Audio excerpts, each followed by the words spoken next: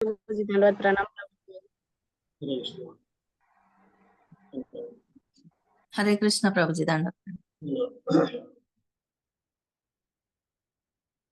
ओम नमो भगवते वासुदेवाय।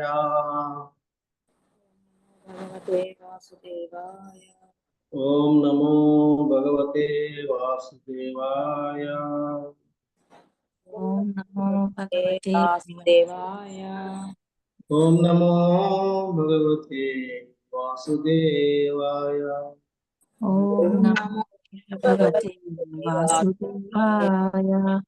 नारायणं नमस्कृत्यं नारायणं नमस्कृत्यं नरं चैव नरोत्तमं नरं चैव नरोत्तमं देवीं सरस्वतीं व्यासं देवीं सरस्वतीं व्यासं ततो जयमुदीरये। ततो जयामुदीरये। नष्टप्रायेषु अभद्रेषु नष्टप्रायेषु अभद्रेषु नित्यं भागवत सेवया नित्यं भगवतः सेवया भगवतीरुत्तमा श्लोके भगवतीरुत्तमश्लोके भक्तिर्भवति नैष्ठिकी।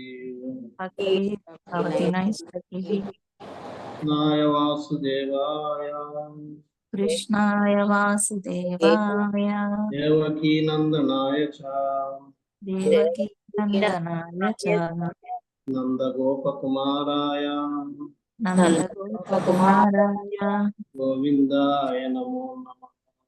गोविन्दाय नमो नमः। ॐ अज्ञानतिमिरान्धस्य ज्ञानाञ्जनशलाकया चक्षुरुन्मिलितं येन तस्मै श्रीगुरवे नमः। श्रीचैतन्यमनोभीष्टं स्थापितं येन भूतले स्वयं रूपा कदा ददाति स्वपदान्तिकं वन्देऽहं श्रीयुतापतकमलं श्रीगुरुं वैष्णवांश्च श्रीरूपं साग्रजातं सहगना रघुनाथं तं सजीवं साद्वैतं सावधूतं हरिजनासहितं कृष्णचैतन्यदेवं श्रीराधा कृष्णपदा सहगना ललिता श्रीविशाखान्वितांश्च हे कृष्णा करुणा सिन्धु दीनबन्धो जगत्पते गोपेशा गोपी राधाकान्ता नमोऽस्तुते। तप्त कांचना गौरंगी राधे वृंदावनेश्वरी वृषभानुसुते प्रणमामि नमो विष्णुपादाय कृष्णप्रेष्ठाय भूतले श्रीमते भक्तिवेदान्त स्वामी नमस्ते सरस्वते देवे गौरवाणी प्रचारिणे निर्विशेष आध्यात्म्य देशतारिणे वाञ्छाकल्पतरुभ्यश्च कृपा सिन्धुभ्य एव च पतितानां पावने वैष्णवेभ्यो नमो नमः। जय श्री कृष्ण चैतन्य प्रभु नित्यानंद श्री अद्वैत गदाधर श्रीवासदि गौर। हरे कृष्णा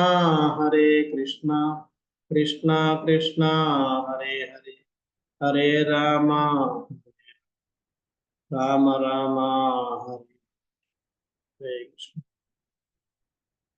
हरे कृष्ण। మనం శ్రీమద్ భాగవతం ప్రథమ స్కందం 7వ అధ్యాయంలో 11వ శ్లోకం వరకు చర్చించాం. 11వ శ్లోకం వరకు మనం కింద క్లాస్ 8వ శ్లోకం నుంచి 11వ శ్లోకం వరకు చర్చించాం. దాంట్లో భాగవతం ఏ విధంగా అమల పురాణం అయింది అన్నదాన్ని మనం విపులంగా చర్చించాం. ఈరోజు 12వ శ్లోకం నుంచి 40వ శ్లోకం వరకు అలాగే వస్తే ఇంక లాస్ట్ వరకు కూడా 40 నుంచి మళ్ళీ ఉన్నాయి. ఈ అశ్వత్థామ యొక్క కథాంశం అన్నది మనం చర్చించుకుంటాం. దాంట్లో 12 నుంచి 40 వరకు ఉన్న దాంట్లో ఈ 40 శ్లోకం వరకు అశ్వత్థామని ఏ విధంగా బంధించారు, అర్జునుడు బంధించడానికి ఏ విధంగా, అంటే బంధించడానికి పరిస్థితులు ఎలాగొచ్చాయి, ఏ విధంగా ఆయన బంధించి ఎలా తీసుకొచ్చారు అవన్నీ. తర్వాత నుంచి బంధించడానికి ఏ విధంగా దండించారు అన్నది అక్కడి నుంచి 41 నుంచి వస్తుంది. అంటే 40 వరకు అశ్వత్థాముని బంధించిన కథనం వర్ణన ఇక్కడ. సో ఇప్పుడు మనం అశ్వత్థామ యొక్క కథని మనం మొదలు పెట్టబోతున్నాం. 12వ శ్లోకం. పరీక్షితోద రాజర్షేర్ జన్మ కర్మ విలాపనం సంస్థాం చ పాండుపుత్రాణం వక్షే కృష్ణ కథోదయం. సూత గోస్వామి ఈ విధంగా సౌనకుని అధ్యక్షత గల ఋషులతో ఇట్లు పలికాడు. శ్రీకృష్ణ భగవాని దివ్య చరిత్రమును, రాజర్షి పరీక్షిత్ మహారాజు యొక్క జన్మ కర్మ ముక్తి వృత్తాంతమును, పాండుతనయుల మహాప్రస్థానమును నేను ఇప్పుడు వర్ణించాను. ఇంతకుముందు ఈ 8 నుంచి 11వ శ్లోకం వరకు సౌనకాది ఋషులు సూత గోస్వామిని అడిగారు. కాదా ముందు దాంట్లో భాగవతం కోసం అడిగినప్పుడు దానికి సమాధానం చెప్పి, ఇది సూత గోస్వామి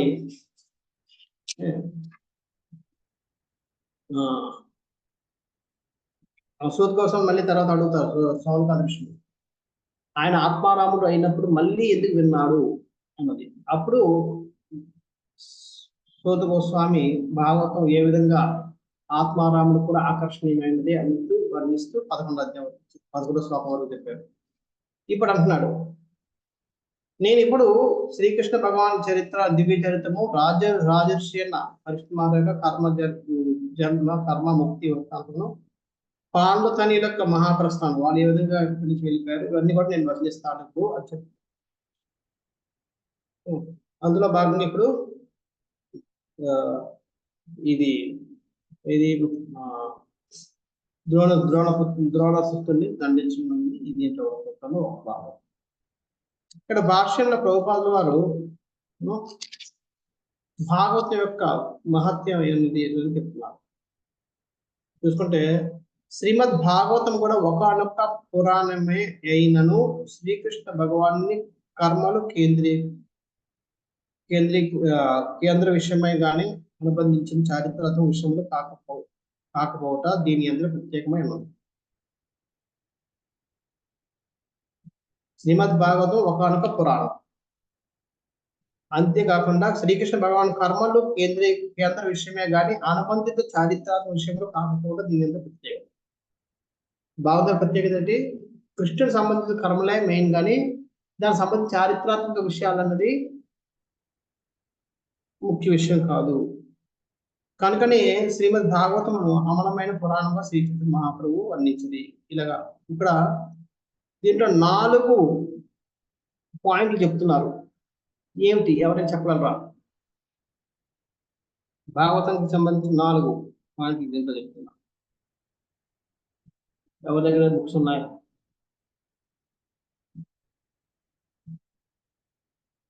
ఎవరైనా చూసారా?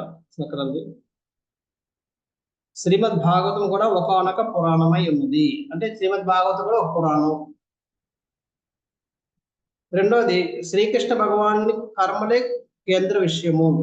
ఇవి దాంట్లో ముఖ్య విషయం ఏంటి? శ్రీకృష్ణ కర్మలు అనుబంధిత చారిత్రక విషయంలో కావు, అంటే దానికి సంబంధించిన చారిత్రక విషయంలో ముఖ్య విషయాలు కావు. అంటే చారిత్రాత్మక సంఘటన ముఖ్య విషయం కాదు. ముఖ్య విషయం ఏంటి? కృష్ణుడి యొక్క కర్మలే ముఖ్య విషయం భాగవతం అన్నది. అంచేది ఇది అమల పురాణం. ఈ విధంగా ఇవి భాగవతం యొక్క ప్రత్యేకత, శ్రీమద్ భాగవతం యొక్క ప్రత్యేకత. అలాగే మళ్ళీ లాస్ట్ లో చెప్తాను, శ్రీకృష్ణుడు మరి అతని భక్తుడు పాండవులు ఒకే స్థాయిలో ఉన్నవారు. వివిధ రసభావనలు కలిగినటువంటి భక్తులు లేకుండా శ్రీకృష్ణుడు కానీ లేదా కృష్ణుడు లేకుండా పాండవులు వంటి బుద్ధభక్తులు కానీ ఉండేవారు. ఈ విధంగా శ్రీకృష్ణుడు మరియు అతని భక్తులు నిత్య సంబంధాలు కలిగి ఉన్నారు. వారెవరును వేరు చేయజాలరు. కనుకనే వారికి సంబంధించిన చర్చలన్నీ కృష్ణ కథలే అవుతున్నవి. ఇప్పుడు భగవంతుడికి భక్తుడికి మధ్య సంబంధ బాంధవ్యాలు అన్నవి ఒక భగవంతుడితోటే అవదు, భక్తుడితోటే అవదు.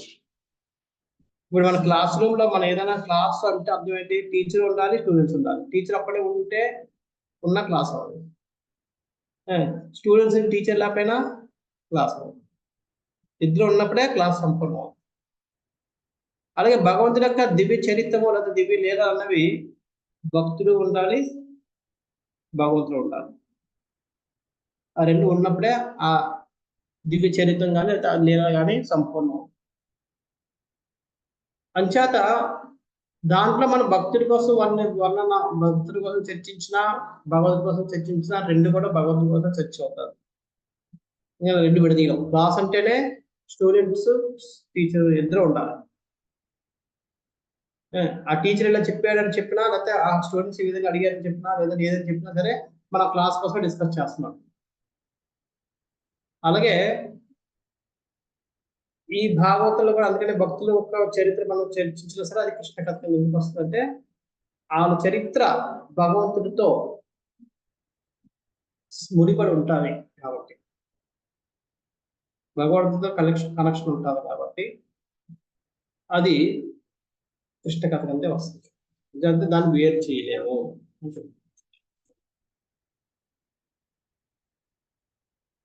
తర్వాత 13-14 శ్లోకాలు. యదా మృతే కౌరవ సుంజయానాం వీరేశ్వదో వీరగతిం గతేషు వృకోధర విద్య గదా విమర్శ భగ్నో రుద్ధండే ధృతరాష్ట్రపుత్రే భర్తృః ప్రియం ద్రౌణిరితి స్మ పశ్యన్ కృష్ణాసుతానాం సుపతాం శిరాంసి ఉపాహరద్వి ప్రియమేవ తస్య జుగుప్సితం కర్మ విగర్హయంతి. యథా మృదే, మృదే అంటే ఇద్దరు, కౌరవ సృంజయానం, కౌరవులందరూ సృంజయానం. కౌరవులు పాండవులు గురు పాండవుల ఇరు పక్షులందరి వీరులు కురుక్షేత్ర రణరంగమునందు చంపబడి తమకు కలిగిన గమ్యస్థానములను పొందిరి. ధృతరాష్ట్ర తనయుడు భీముని గదాఘాతములచే ఊరువులు విరగొట్టబడి శోకతప్తులే నేలపై పడింది. ఆ సమయమున ద్రోణాచార్యుని తనయుడైన అశ్వత్థామ నిద్రించున్న ద్రౌపది తనయుడు శిరములను ఖండించి తన కార్యంకి అతడు ప్రియమనందునని భావించి వాటిని తన ప్రభువులకు పానుగుగా నొసగెను. కానీ దుర్యోధనుడు అట్టి హీన కార్యమును సమ్మతింపగా దాంట్లో కించిత్తు కూడా ఆనందం పొందలేదు. అంచేత యాక్చువల్గా ఏమవుతుందంటే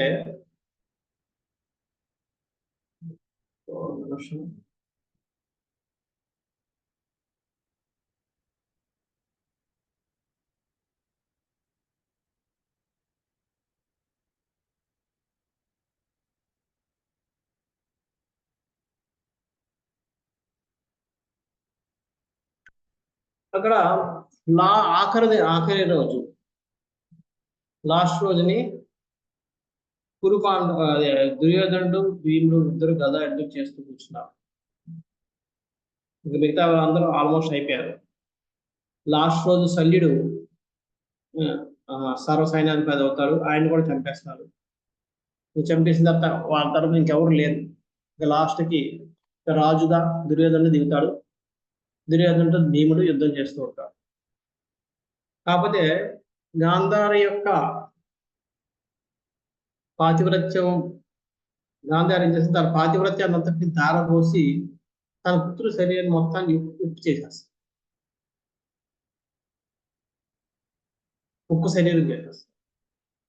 ఆ విధంగా తెలుసు, ఆమె కూడా తెలుసు భీముడే చంపుతాడు. భీముడు తప్ప ఏదో భీముడు శపథం చేశాడు కాబట్టి భీముడే చంపుతాడు. భీముడు చంపితే ఆయన గదతోటే కొడతాడు. అంచేత గద దెబ్బలు భీముడు కొట్టిన దెబ్బలకి తట్టుకోవడం కష్టం ఎవరికైనా. అంచేత ఆమె ఆలోచించి ఆయన శరీరం ఉప్పు శరీరం చేయాలని నిర్ణయించుకుంటారు. అది ఆ పాతివ్రత్య కారణం చేత ఆమె చేయగలదని తెలిసి కృష్ణుడు తెలుస్తుంది. అందుకనే గాంధారి దుర్యోధన పిలిచి అంటది, నాయన నువ్వు రాత్రి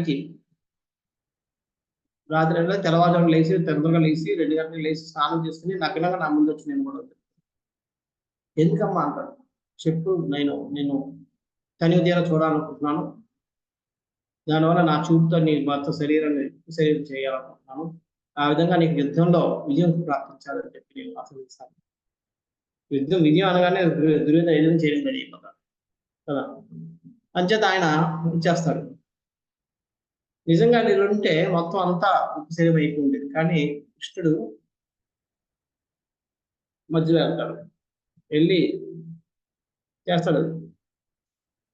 ఏంటి సార్వభౌముడు ఏంటి ఇలాగ వెళ్తున్నారు, స్పెషల్ వేషంలో వెళ్తున్నారు ఏంటంటే, అబ్బా కృష్ణ ఇప్పుడు నువ్వేం చేస్తున్నావు అన్ను నా అంటే అసలు ఏంటి రాజాది రాజువి, ఇంత పెద్ద రాజువి నువ్వు, మొత్తం భారతవర్షాన్ని మొత్తానికి రాజు అయింది, నగ్నంగా తిరగడం వీధుల్లో ఎంత అవమానకరం, ఎవరికి చూడలేదు కదా సరిపోయి, చూసింటే నేను చూశాను కదా సరిపోయి, ఇంకెవరైనా చూసింటే పరిస్థితి ఏమనుకుంటారు జనాలు, అది ఇది అనుకుంటారు.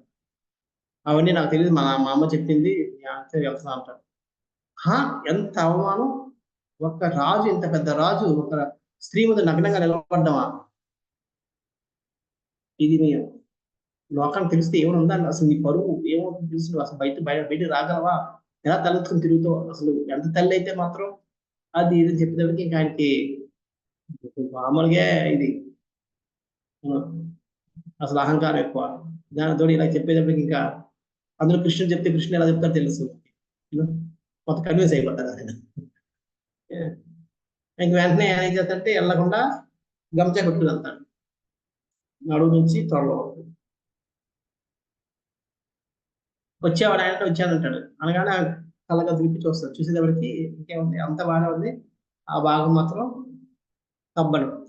అరే ఎంత పని చేసావు ఆయన, నేను చెప్పాను కదా నీకు రమ్మని, నేను వస్తున్నాను కదమ్మా, ఇలాగ కృష్ణుడు ఇలా ఉన్నారు కదా అన్నాడు. అప్పుడే అనుకుంటది కృష్ణుడు అసలు ఆయన తప్ప కష్టం, అందుకనే ఆయన శపిస్తుంది. కృష్ణుని శపించడం కారణం ఏంటంటే ఇదే కోపం. కనీసం ఒక్కనైనా బతికించుకునే ఉండేదాన్ని, అది లేకుండా చేసావు నువ్వు అని. సంచేత ఆ ఒక్క భాగమే ఉండాలి. సో ఇద్దరు భీముడు దుర్యోధనుడు యుద్ధం చేస్తారు. కానీ భీముడు ఎన్ని కొట్టినా సరే దుర్యోధనకి ఏమవడం లేదు, ఒక శరీరం.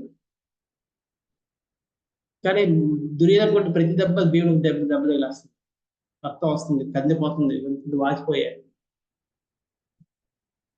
భీముడు ఇంకా కొడుతున్న రెచ్చిపోతున్నాడు, ఇంకా కొడుతుంటే ఒక్కొక్క అడుగు 1.5 అడుగు కిందకి భూమిలో దిగిపోతున్నాడట దుర్యోధనుడు, అంత గట్టి కొడుతున్నాడు. అలా కొట్టి అంటే అదే ఉప్పు శరీరం కాకుండా అంతా చెట్టి అయిపోయింది. అంచేత అంత గట్టి కొడుతున్నా సరే ఉప్పు శరీరం ఏమవడం లేదు. ఇంకా భీముకి అర్థం అవుతుంది ఏం చేయాలి, అర్థం అవడం, దెబ్బలు కాసేస్తున్నాను కానీ నేను ఎన్నుకుంటున్నా ఇంకేం అవడం లేదు, ఎలా చేయాలి. యుద్ధ నీతి ప్రకారం నడుగు కింద కొట్టుకోవడం.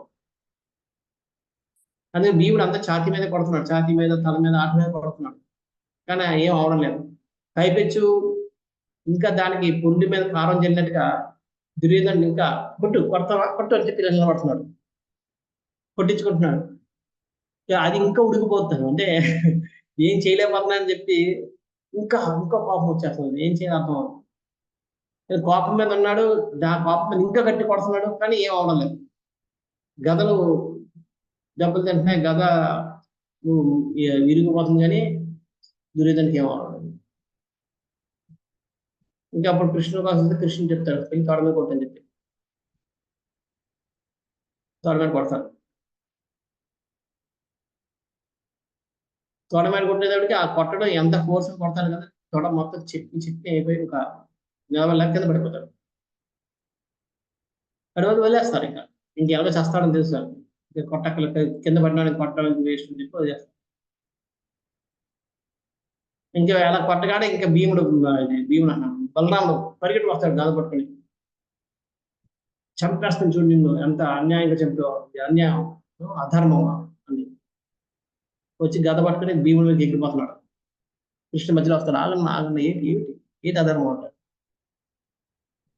ఎక్కడ అధర్మం ఏమైందంటే, అధర్మం కాదు రాజనీతి ప్రకారం యుద్ధ నీతి ప్రకారం నడుము కింద పట్టుకోవడం, నడుము కింద కొట్టి తొడ కొట్టి తప్పు కదా ఇదండి. అప్పుడు కూర్చోబెట్టి చెబుతాడు అధర్మం అంటున్నావు కదా, అధర్మం అన్నది ఎలా ఉండాలి, ధర్మం అన్నప్పుడు ఇద్దరు ఒకే రకంగా ఉండాలి. దుర్యోధనుడి శరీరం మొత్తం ఉక్కు శరీరం అయిపోయింది, భీముడి శరీరం నార్మల్గా ఉంది. ఈ ఇద్దరి మధ్య యుద్ధం జరగడం ధర్మమేనా, నువ్వు సమ్మతిస్తావా అల్లుడి యుద్ధాన్ని అనగానే పైకెత్తిన గదని బలరామ కింద బీచేస్తాడు. ఎందుకంటే ఆ విధంగా చూసుకుంటే ఇది అక్రమం, ఇద్దరు సమానంగా ఉండాలి. ఇప్పుడు అవతలవాడు యుద్ధం గద పట్టుకుంటే యుద్ధంలో గద పట్టుకోవాలి, అవతల కత్తి పట్టుకుంటే యుద్ధం కత్తి పట్టుకుని యుద్ధం చేయాలి. ఇప్పుడు ఆడు ఉక్కు శరీరం అయితే ఈయన కూడా ఉక్కు శరీరం అవ్వాలి, ఈయన నార్మల్ శరీరం అయితే ఆయన ఉక్కు శరీరం. ఒకవేళ అవతల వ్యక్తి రథం లేకపోతే, అందుకనే ఎదుటి వ్యక్తి రథాన్ని కోల్పోతే కింద వ్యక్తి రథం మీద నుంచి కొట్టకూడదు, ఆ కింద దిగిపోతే కింద ఇక్కడ వాడు కూడా కింద దిగి మళ్ళీ యుద్ధం చేయాలి, లేదంటే అక్కడ వదిలేయాలి. అందుకనే ఏం చేసేవారంటే రథం ఎర్రగొట్టే రథం మీద కింద పడడానికి ముందే ఆయన కూడా చంపేది, కింద పడితే మళ్ళీ కొట్టడానికి లేదు, చంపడానికి లేదు, అటాక్ చేయకూడదు, మళ్ళీ ఇది కూడా కింద దిగి యుద్ధం చేయాలి. ఇవాటి యుద్ధ నీతి ప్రకారం చాలా నియమాలు ఉన్నాయి, ఎలా పడతాను చంపేయడం కాదు. అంచేత వాళ్ళు రథాన్ని ఎందుకు ఎరగొట్టేవారంటే రథం పడిపోతున్నప్పుడు బ్యాలెన్స్ తప్పివారు, వాళ్ళు బ్యాలెన్స్ పట్టుకోవడానికో లేదా ఇదే అంటారు, అదే అదుల్లో కొట్టేశారు, వాళ్ళు చంపేశారు. లేకపోతే వాళ్ళు కూడా రక్షణలో ఉంటారు కదా, వాళ్ళు ఎదుర్కొంటుంటారు, ఆ బ్యాలెన్స్ తప్పినప్పుడు కొద్దిగా అటు ఇటు తెలబడతారు, రక్షణ అనేది కొద్ది తగ్గుతుంది. ఆ గ్యాప్ లో కొట్టేవారు, కొట్టి చంపేవారు ఇద్దరు. వాళ్ళు పూర్తి కింద పడిపోతే చంపడానికి లేదు. సో ఆ విధంగా ఉంది. అంచేత నువ్వు ఆ లెక్క ప్రకారం చూసుకుంటే ఆయన ఉక్కు శరీరం అయితే ఈయన కూడా ఉక్కు శరీరం అవ్వాలి, లేదా ఈయన ఉక్కు శరీరం కానప్పుడు ఆయన కూడా ఉక్కు శరీరం అనుకోవద్దు. ఒక ఉక్కు శరీరం ఒక ఇది ఎలాగ ఏ విధంగా ధర్మం అంటాడు కృష్ణుడు అనేది. ఇంకా దుర్యోధనుడు బలరాముడు ఎత్తున కొడతానని చెప్పి కింద చూస్తాడు, ఆయన సరే ఇంకా ఊడిపోతుంటాడు. రెండో కారణం చెప్తాడు, భీముడు దుర్యోధను దగ్గర తోడని చీలుస్తా అని చెప్పాడు. అది ఎప్పుడు చేర్చాలి, బతుకున్నాక చనిపోయాడు, బతుకున్నప్పుడు చేర్చాలి, చనిపోయాక చీలిస్తే అది అప్పుడు చనిపోయేదనుకోండి, ఆయన్ని తొడ చేర్చకుండా చంపేస్తే అప్పుడు భీముడి యొక్క శబదం తీర్చుకునేవాడు అవుతాడు. సో భీముడు తన శబ్దాన్ని తీర్చుకోవాలంటే బతుకుండాలని కొట్టాలి, తన శబ్దాన్ని తీర్చుకోవడం కోసం ఆయన అక్కడ కొట్టాడు, తప్పే ఉంది అక్కడ. ఈ రెండు దాంతో గద వదిలేసి నేను చెప్పలేను నేనే మాట్లాడని చెప్పి వెళ్ళిపోతాను. సో ఆ విధంగా కృష్ణుడు భీముడు చేసింది ధర్మ సమ్మితమే అన్నది నిరూపిస్తారు. తర్వాత అక్కడ ఇంకా కింద పడిపోయి బాధతోటి అలాగా కదలలేని పరిస్థితి, మొత్తం తొడంతా నుంచి అయిపోయింది, ఎముకలు అన్ని చట్నీ అయిపోయాయి. ఆ పార్ట్ ఇంకేంటంటే ఇంకా లేదు, దానికి కనెక్షన్ లేదు, అయిపోయింది, రక్తం కారుతుంది, వదిలేశారు, వాళ్ళు వదిలేసి వెళ్ళిపోయారు, గెలపై చనిపోతారు. వాళ్ళు వెళ్ళిపోయిన తర్వాత అశ్వత్థామ వస్తుంది అక్కడికి. అశ్వత్థామ వచ్చి చూస్తాడు, పాపం దుర్యోధనుడు నిలబడలేక కూర్చోలేక బతకలేక చావలేక బాధపడుతూ ఉంటాడు. చూడండి ఇన్ని దెబ్బలు భీముని కొట్టాడు, కానీ ఒక్క దెబ్బతోటి దుర్యోధనుడు అయిపోయాడు. ఒకే ఒక దెబ్బ కొట్టాడు తోడ మీద. అది ఎన్ని దెబ్బలు కానీ దుర్యోధనుడికి నిజంగా తగిలి ఉంటే ఎప్పుడు వెళ్ళిపోయాడు కదా. ఒక్క శరీరం వల్ల ఆయన బతికిపోయాడు. అందుకే ఆ ధర్మం. సంజాత ఆ విధంగా చూసి బాధపడితే ఏడుస్తాడు. ఇంత రాజాది రాజు ఇటువంటి వాడికి ఏంటి గతి, ఇది అన్యాయం. ఇలాగా అన్యాయంగా అధర్మంగా నిన్ను కొట్టి చంపారు. నిన్ను అంచేత నేను కూడా అధర్మంగా వాళ్ళని ఓడించి తీరుతాను అంటాడు. అంటే దుర్యోధనుడు అంటాడు, ఇంకే ఓడించి తీరుస్తావు, అయిపోయింది తత్వం, నేను నేలకు ఒరిగిపోయాను. నేను ఒరగనంత సేపు అవునట్టే, నేను ఎప్పుడైతే నేలకు ఒరిగిపోయానో యుద్ధం అయిపోయినట్టాడు. అంటే అప్పుడు అశ్వత్థామ అంటాడు, లేదు లేదు, ఇంకా యుద్ధం సమాప్తం అవ్వలేదు. యుద్ధం ఎప్పుడు సమాప్తం అవుతుంది? రాజు చనిపోతేనే. ఇంకా రాజు బతుకున్నంతసేపు యుద్ధం సమాప్తం అనేవాడు. అవునట్టే వారు విజయం సాధించినట్లే. ఇంకా నువ్వు ప్రాణాన్ని విడిచిపెట్టలేదు కాబట్టి, నువ్వు ఇంకా బతుకున్నావు కాబట్టి నువ్వు ఇంకా గెలిచే అవకాశం ఉంది. అందుకే ఇప్పుడు నన్ను సర్వసైన్యాధిపతి, నీ తరపు నేను యుద్ధం చేస్తాను. నువ్వు ఉన్నంతసేపు నేను సర్వసైన్యాధిపతిగానే ఇంక కొనసాగుతాను. నువ్వు చనిపోతే యుద్ధం అయిపోయినాడు. ఇప్పుడు నేను కూడా యుద్ధం చేయడం లేదు. నువ్వు బతుకున్నావు కాబట్టి, నువ్వు బతుకున్నాగానే నువ్వు సర్వసైన్యాధిపతి చేయి, నీ తరపున యుద్ధం చేసి వాళ్ళందరూ నీ ప్రతీకారం తీసుకుని నీ రుణం తీర్చుకుంటాను. ఇదేదో బాగుంది అనుకోని దుర్యోధనుడు వెంటనే ప్రేరణ పొందుతాడు. అప్పటికప్పుడు నువ్వు నీళ్ళు తెప్పించుకుని కొడుకులతో ఇన్ని సర్వసైన్యాధిపతి చేస్తాడు. అప్పటికే సాయంత్రం అయిపోతుంది, సూర్యాస్తమయం అయిపోయింది. ఇప్పుడు దుర్యోధన అనుకుంటాడు, వాళ్ళు రేపు కూడా చేస్తాడేమో, రేపు నేను బతుకుంటే ఉన్నాను, లేకపోతే ఏదైతే అది అవుతుందని చెప్పి. కానీ అప్పుడే నిర్ణయించుకోవడం వస్తుంది, ఎలాగైనా సరే నా ప్రాణాన్ని రేపు నిలబెట్టుకోవాలి, ఆ శుభవార్త నేను విన్నాను. అప్పటికి అంటాడు కూడా దుర్యోధనుడు, నువ్వు ఏం చేయగలవు, పాండవులను ఎదుర్కోగలవా అంటే ఎదుర్కోగలవు, నేను నా శక్తి నీకు తెలియదు, నీకు చూపిస్తాను, నా మీద నమ్మకం పెట్టని చెప్పి చాలా చెప్తారు. ఎన్ని మాటలు చెప్పినప్పుడు ఇంకా దుర్యోధనుడు చాలా ఆశ వస్తుంది. చనిపోతే చనిపోయాడు, కానీ వాళ్ళని చావు కూడా చూసి చనిపోవాలి.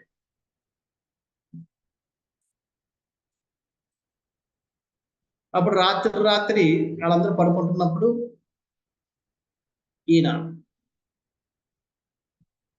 దండయాత్ర చేయాలనుకుంటాడు. అప్పటికి కౌరవుల పక్షాన ముగ్గురు యోధులు, అంటే నలుగురు ఒక విధంగా.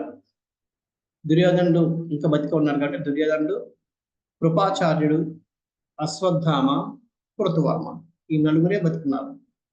మిగతా వాళ్ళు అందరూ సైనికులతో సహా చనిపోయారు. 11 అక్షౌహిణీల సైన్యంలో 18వ రోజుకి నలుగురు మాత్రమే బతుకున్నారు.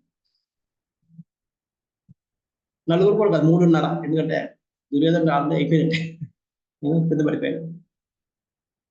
కృపాచార్యుడు, కృతవర్మ, అశ్వత్థామ ముగ్గురే ఉంటారు. దుర్యోధనుడు అక్కడ పడున్నాడు, వీళ్ళు ముగ్గురు వెళ్తారు. అప్పుడు కృపాచార్య, కృతవర్మ అంటారు, ఏమిటి పెద్ద పెద్ద కౌరులు ఆడుతున్నావు, నువ్వు ఏమి ఎదుర్కోగలవు? అర్జున్ని ఎదుర్కోగలవా, భీముని ఎదుర్కోగలవా, ఎవరిని ఎదుర్కోగలవు? అంత పెద్ద కౌరులు చెప్పి మొత్తం సైన్యం నాశనం చేస్తున్నారు. వాళ్ళ పక్కన ఇంకా ఒక 2 లక్షల సైన్యం ఉంది పాండవుల పక్షం. అంతేకాకుండా దుష్టద్యుమ్నుడు, శకుని కాదు, ఎవరి పేరు శిఖండి, వీళ్ళందరూ పెద్ద పెద్ద ద్రుపదరాజు చనిపోతాడు. ఇంకా చాలా మంది వీరులు ఉన్నారు. సాత్యకి, పాండవులు 5, ఉప పాండవులు అందరూ బతికి ఉన్నారు. అంత వీరులు అందరూ బతికి ఉన్నారు అలా. దాంతోపాటు 2 లక్షల సైన్యం కూడా ఉంది. ఇంతమంది ఉన్నారు, నువ్వు ఎవరితో యుద్ధం చేయగలవు? వాళ్ళందరూ లేకపోయినా కానీ పాండవులందరితో చేయలేవు, ఏం చేయగలవు? ఒకరు మీరున్నారు కదా అంటారు, మీ ఉంటే నీవేం చేయగలవు, మన ముగ్గురు ఏం చేయగలం, ఎంతమంది ఎదుర్కోగలం అంటారు. అంటే అప్పుడు అంటాడు, ఆలోచన ఉంటే మనసు ఉంటే మార్గం ఉంటుంది అంటారు కదా, అలాగా మనం చేయాలని తపన ఉంటే ఏదో ఒక మార్గం దొరకకుండా ఉండదు. ఏదో ఒకటి చేస్తాం, ఏదో ఒకటి చేసి నా స్వామి రుణాన్ని తీర్చుకుంటాం అని చెప్పి అంటుంటాడు. అందుకని ముగ్గురు అప్పుడు అంటారు, రాత్రిపూట ఏం చేస్తావు, రేపు ఉదయం మనం చూద్దాం, ఆలోచిద్దాం. ఇది లేదు, నేను ఇదేదో చేసే వరకు నేను ఇంటికి వెళ్ళను, శిబిరికి కూడా వెళ్ళను, ఇక్కడే ఉంటానంట. అంటే వీళ్ళంటారు, ఇప్పుడు ఇంటి ఇక్కడ ఏం చేస్తావు, రాత్రికి వెళ్ళిపోయి రాత్రి అక్కడ ఆలోచిద్దాం ఉంటారు. లేదు, ఏదో ఒకటి చేసే వరకు నేను ఇంటికి వెళ్ళను, మీకు కావాలంటే మీరు వెళ్ళిపోండి, లేదు మీరు నాకు సాయం చేయాలనుకుంటే నాతో పాటు ఉన్నారు. ఇంకేం చేసేలాగా వాళ్ళు కూడా ఆయనతో పాటే ఉంటారు రాత్రి. ఆ ముగ్గురు ఒక మర్రి చెట్టు కింద శాంతి తీస్తూ కూర్చుంటారు. అప్పుడు అలసిపోవడంతో కృతవర్మ, కృపాచార్య ఇద్దరు నిద్రలోకి వెళ్ళిపోతారు.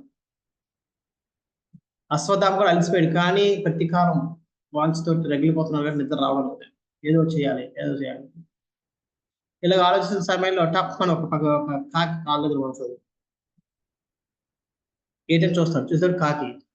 అది చూసేటప్పుడు పక్కన ఇంకో కాకి పడుతుంది. ఇది చూస్తాడు, ఇటు ఒకటి 3 5-6 కాకులు కింద పడిపోయాయి. ఇంకా పైనుంచి కింద పడుతూనే ఉన్నాయి కాకులు. చూస్తాడు, ఏంటి ఇలా పడుతున్నాయి. పైకి వస్తే ఒక గుడ్లగూబ ఆ కాకుల మీద అటాక్ చేసి కాకులు మొత్తం చంపి కింద పడేస్తుంది. ఈ కాకులకి రాత్రులు కనబడదు, గుడ్లగూబకి రాత్రులు కనబడదు. అప్పుడు అనుకుంటాడు, ఐడియా వచ్చిందని వెంటనే కృతవర్మని, కృపాచార్యని నిద్ర లేపుతాడు. లేకండి ఏమైంది, తెల్లవారిపోయింది అప్పుడే అంటారు. తెల్లవారలేదు, కానీ వాళ్ళకి తెల్లవారబోతుంది. ఏమి చూసారా కదా, కాకులు ఏమై ఎందుకు నిలబడినాయి, అది పైన చూడండి అంటాడు. చూస్తే ఇంకేమైంది, గుడ్లుగా ఒక్కొక్క కాకుని పట్టుకుని చీల్చి చండాలి కింద పడేస్తుంది, చంపేసి. పాపం ఈ కాకులు నిస్సహాయంగా నిస్సహాయంగా ఏం చేయలేక అంటే అంటారు. మనం ఇలాగే వాళ్ళందరూ అందరూ నిస్సంకోచంగా ఎటువంటి చీకు చింత లేకుండా పడుకున్నారు. ఇదే సమయం వాళ్ళని అటాక్ చేసి చంపారు అంటాడు. అంటారు, అంటే ఏం లేదు, వాళ్ళు పడుకుంటుండగానే వాళ్ళు అట్టించంటే మనం జమలోకం పంపించేద్దాం. ఇది అన్యాయం, అక్రమం అంటారు. ఏది అక్రమం? తొడలు పాలన కొట్ట అక్రమా, కర్ణుని ఇలా కింద చంపడం అక్రమా, ఇవి అన్యాయమే చెప్తాడు. వాళ్ళు నీతి పాటించడం, మనం నీతి పాటించాలి, మనం కూడా చేస్తాం. మేమైతే చేయలేం, మీరు చేయలేకపోతే మీరు ఇక్కడ ఉండండి, నేను మాత్రం వెళ్తున్నాను. మీకు ఏమైనా మీ రాజు యొక్క రుణం తీర్చుకోవాలనుకుంటున్నారా, నాతో రండి, చేతులు కలపండి. లేదు, మాకు రాజుతో సంబంధం లేదు, మా ధర్మం మాకు కావాలనుకుంటారా, మీరు రుణాన్ని నా పని నేను చేసుకుని వస్తాను. ఇంకా అలా అనేటప్పటికి ఏం చేయాలో తెలియక మేము కూడా వస్తాం అని చెప్పి వాళ్ళు కూడా వస్తారు. ముగ్గురు శిబిరాల దగ్గరికి వెళ్తారు. వెళ్ళేటప్పటికి లోపల అంతా సంబరాలుగా ఉంది, అడవగా ఉంది, విజయం సాధించామని చెప్పి. అప్పుడు కొంచెం వెయిట్ చేస్తుంటే ఈలోపు అశ్వత్థామ చెప్తాడు, నాకు ప్లాన్ ఉంది, నేను లోపలికి వెళ్తాను, మీరు బయట నుంచి ఎవరైనా పారిపోయి వస్తుంటే వాళ్ళని మీరు చూసుకుంటారు, మిగిలిన లోపలతో నేను చంపుతాను. అలాగే అంటాడు. ఓకే అని చెప్పి ఈయన ఇంకా తన దివ్యాస్త్రం తీసి వదులుతూ ఉంటాడు. ఈయన దివ్యాస్త్రం వదలగానే ఆ క్యాంప్ మీద ఒక పెద్ద వికృత ఆకారం వస్తుంది. వికృత ఆకారం వచ్చి ఆ దివ్యాస్త్రం పట్టుకుని తినేస్తుంది. దీనికి అర్థం ఇదేంటండి, మళ్ళీ ఇంకో దివ్యాస్త్రం వేస్తాడు, అది కూడా పట్టుకుని తినేస్తుంది. వేసిన అస్త్రాన్ని తినేస్తుంది ఆ వికృతాకారం. అశ్వత్థామకు అర్థం లేదు, ఈ వికృతాకారం అంటే ఎవరు, ఇది గడుగొచ్చుడు కాదు, గడుగొచ్చు చచ్చిపోయాడు, ఎక్కడి నుంచి వచ్చింది, ఇది ఏమైంది, ఏం అర్థం అవడం. ఈయన దివ్యాస్త్రాలు చాలా మెయిన్ అస్త్రాలు వెళ్ళిపోయాయి, ఇంకో ఉన్న కూడా వేసేస్తే ఇంకా ఉండవని చెప్పి ఆలోచిస్తున్నాడు. ఏం చేయాలి అర్థం అవ్వక వెనక్కి వచ్చేస్తాడు. వచ్చేసి తన ఆరాధ్యాన్ని శివుణ్ణి పూజిస్తుంటాడు. శివ భక్తుడు అశ్వత్థామ.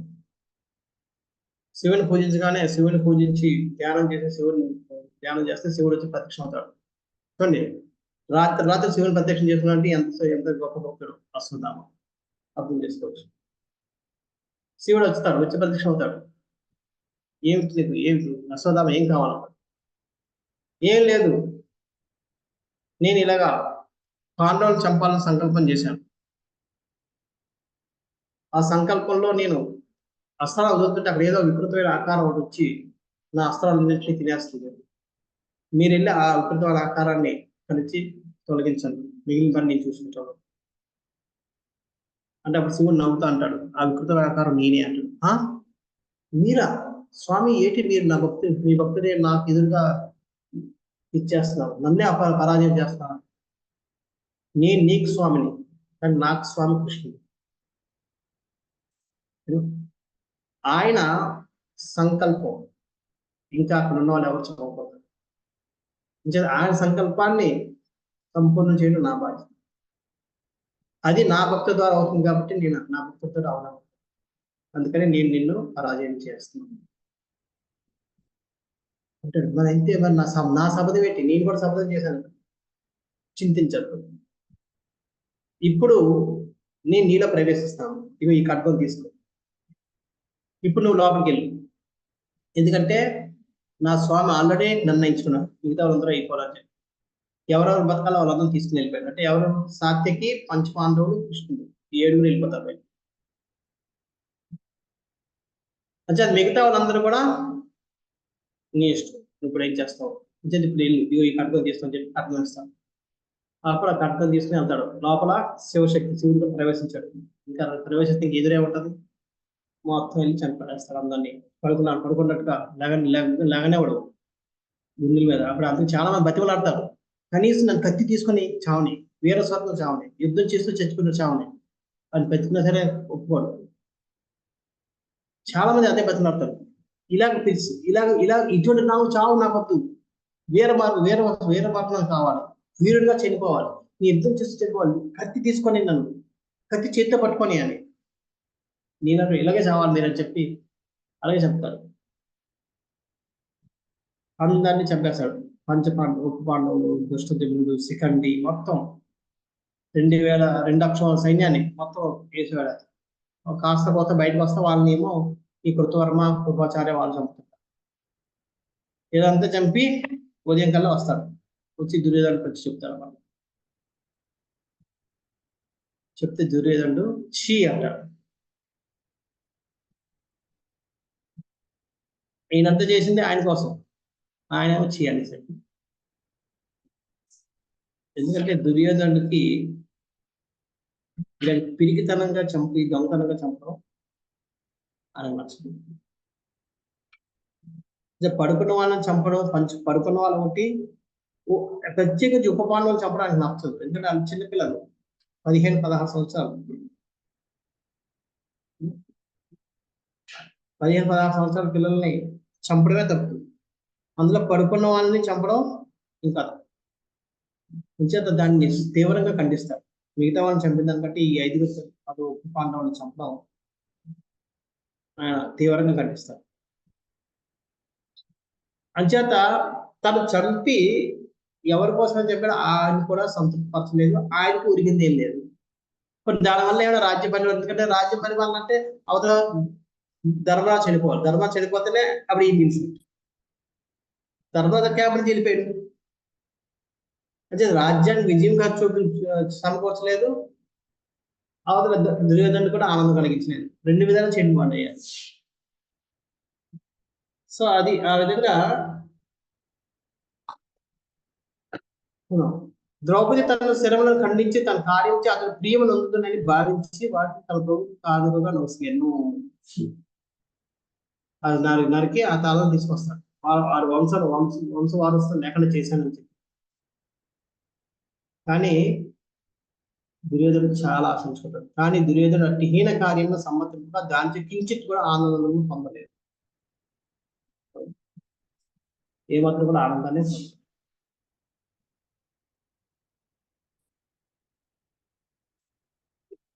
ఈ విధంగా ఇది ఈ స్టోరీ ఏ విధంగా చంపారు అది ఇక్కడ లేదు, మహాభారతం ఉంది.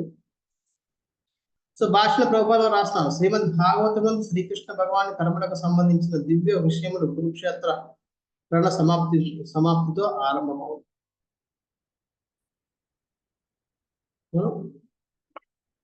కృష్ణుని యొక్క దివ్య విషయాలన్నీ కూడా కురుక్షేత్ర సమాప్తితో ప్రారంభమవుతాయి. ఇక్కడి నుంచి కృష్ణుడు ఏ విధంగా డీల్ చేశాడు. తర్వాత మాతా శిశూనాం నిధనం సుతానాం నిశమ్య ఘోరం పరితప్యమానా తదారు దద్భాష్ప కులాకులాక్షి తాంసాంత్వయామన్నాః కిరీటమాలి. ద్రౌపది ఇక్కడ తన విచారణ వ్యవస్థింది. పాండవుడు 5 సంతానములకు తల్లి అయిన ద్రౌపది తన పుత్రుల సంహారం గూర్చి విని బాధతో అశ్రుపూర్ణ వదనయ్యి ఏడవతొడిగెను. జరిగిన తీవ్రమైన నష్టంలో అర్జునుడు అంతటా ఆమెను ఓదార్చుచూ ఇట్లు పలికాడు.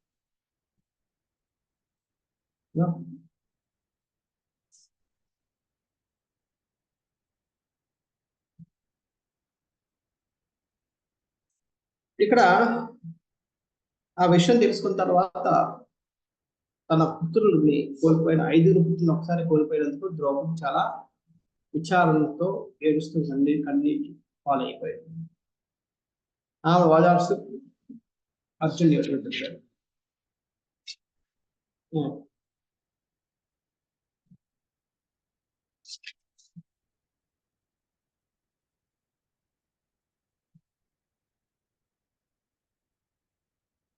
కిరీటి అని ఇక్కడ చెప్తారు.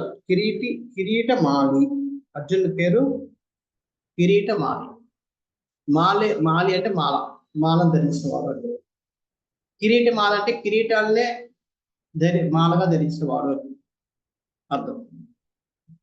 ఎందుకంటే మాలగా ధరించాడు అది కిరీటాలని తక్కువ మాల వేసుకున్నట్టు కాదు. ఎంతో మంది రాజులను ఓడించి వారి కిరీటాలను అంగీకరించాడు కాబట్టి ఆయన పేరు కిరీటమాలి అని చెప్పి అర్థం. రెండోది ఇంకొకటి కూడా అంటది, ఆయన అర్జునుడు ధరించే కిరీటంలో ఒక మాల ఉంటుంది, అది పైన ముత్యాల మాల. అది స్పెషల్. అర్జునుడు ఒక కిరీటం యొక్క స్పెషాలిటీ. అందుకని ఆయన పేరు కిరీటమాలి అని కూడా పేరు. విశ్వనాథ చక్రవర్తి గారు చెప్తారు. సో ఆయన్ని అప్పుడు ఈ బాధపడుతుంటే ఆమె ఓదార్స్తూ అర్జునుడు ఈ విధంగా చెప్తున్నాను. ఏం చెప్తున్నాను? తదా శుచస్తే ప్రమృజాతి భద్రే యద్బ్రహ్మన్ రంధో శిర ఆతతాయిన గాంధీవ ముక్తైర్విసిటైరుపాహరే స్వాక్రమ్య యత్నాస్యసి దగ్ధపుత్ర. ఓ కళ్యాణి, నా గాంధీవ శరములతో ఆ బ్రాహ్మణుని శిరమును ఖండించి నీకు కానుకగా సమర్పించిన పిమ్మటయ్యే నీ అశ్రువు తుడిచి నిన్ను ఓదార్తును. నీ పుత్రుల దేహములను దహనం కావించిన పిమ్మట నీవు అతని శిరముపై నిలిచి స్నానమాచరుము.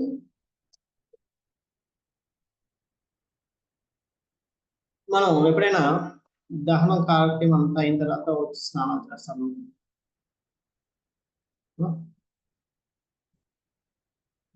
ఆ స్నానం నువ్వు ఎప్పుడు చేద్దు? కిందన అశ్వత్థామ యొక్క తల పెట్టుకుని ఆ తల మీద నిలబడి నువ్వు స్నానం చేస్తాను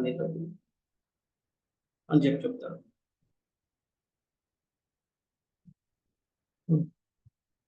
అప్పుడే నేను ఓదరుస్తాను. ఆయన అంటే ఆయన చంపడం ద్వారా ఓదరుస్తాను తప్ప నేను అంతకు ముందు నీ కన్నీటిని చూడవడం అని చెప్తాను. అంటే కన్నీటిని నువ్వే చూడాలి, ఆయన బట్టి అవే ఆగాలి. ఎందుకంటే ఎవరైనా చెప్పారు ఆయన చంపడం వల్ల ఆ ప్రతీకారం తీర్చుకోలేకపోతే అప్పుడు అసలు తగ్గుతుంది. ఆ విధంగా నువ్వే కన్నీటిని ఆపుకోవాలి తప్ప నేనైతే చూడదలుచుకోలేదు అని చెప్తాడు. అంటే ఈ విధంగా నేను అశ్వత్థామని చంపి తీరుతాను అని చెప్పి ఒక విధంగా ఆయన ప్రతిజ్ఞ చేశాడు.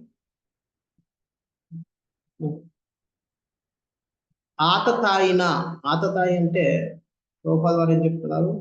అపరాధి. 6 రకాలైన వాళ్ళు అపరాధులు ఉంటారు. ఒకటి ఏంటంటే వాళ్ళు ఇంటికి నిప్పు పెట్టినవాడు, విషం పెట్టినవాడు, హఠాత్తుగా మారణాయుధాలతో దాడి చేసినవాడు, వివిధ భాషల ప్రభుత్వాలు రాస్తున్నారు. ధనమును కొల్లగొట్టువాడు, భూములను ఆక్రమించినవాడు, ఇతరుల భార్యను చెరపట్టువాడు అపరాధి అంటారు. ఒక విధంగా చూసుకుంటే పాండవులు 6కి గురయ్యారు. కౌరవులు 6 పాండవులు చేశారు. వారి ఇంటిని దహనం పెట్టారు. లక్క గృహంలో పెట్టి దహించారు. ఇంటిని దహనం చేశారు. విషం పెట్టారు భీముడికి. హఠాత్తుగా దండయాత్రలు చేశారు మారణాయుధాలతోటి. ఇక్కడ వనవాసంలో చేయాలని వస్తారు, కానీ అప్పటికే యక్షులు వచ్చి దండయాత్ర చేస్తారు. వారి ధనాన్ని మొత్తాన్ని కొల్లగొట్టుకున్నారు, భూములు ఆక్రమించుకున్నారు, భార్యను కూడా చేస్తారు. ఈ విధంగా 6కి 6 కౌరవులు పాండవులు చేశారు. ఆ విధంగా వాళ్ళు పాండవుల దృష్టిలో కౌరవులు మహా అపరాధులు. ఇందులో ఏ ఒక్కటి చేసినా వాళ్ళు అపరాధం కింద లెక్క. అందులో అన్ని చేశారు కాబట్టి కౌరవులు పెద్ద అపరాధం. సో అంచేత ఇక్కడ కూడా హఠాత్తుగా మారణాయుధాలతో దండయాత్ర చేశాడు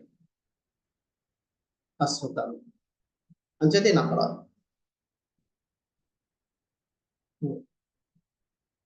సో అంచేత ఆయన్ని దండించి తీరాలి.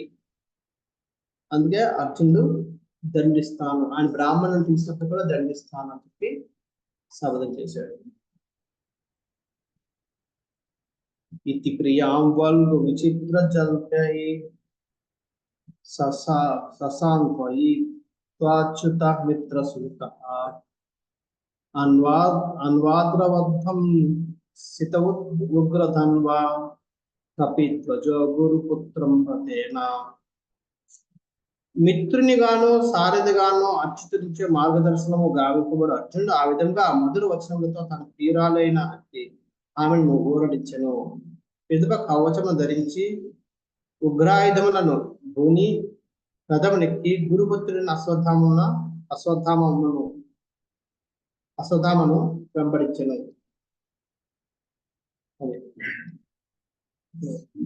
మిత్రుడిగా సారథులుగా అచ్యుత్ ఎప్పుడు కూడా మార్గదర్శనంగా కూడా.